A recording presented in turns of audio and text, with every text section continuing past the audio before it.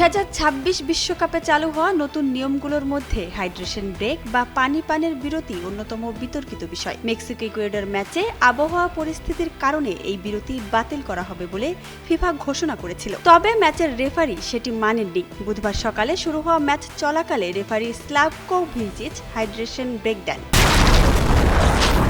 হিউস্টনে rocking tasty, সীমানা ছাড়াও নিজেকে হারাও।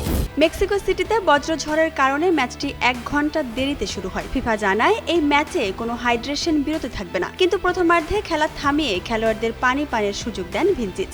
এতে মেক্সিকোর একটি সম্ভাবনাময় পাল্টা আক্রমণও থেমে যায়। রেফারির এই সিদ্ধান্তে স্বাগতিক সমর্থকদের মধ্যে অসন্তোষ দেখা গিয়েছে, যা নিয়ে বিতর্কও হচ্ছে বেশ। বিশ্বকাপ শুরুর আগে ফিফা ঘোষণা করেছিল সব ম্যাচেই সমান পরিবেশ নিশ্চিত করতে হাইড্রেশন ব্রেক রাখা হবে। তবে এই ম্যাচে সংস্থার ঘোষণার সঙ্গে রেফারির সিদ্ধান্তের অমিল নতুন করে আলোচনার জন্ম দিয়েছে।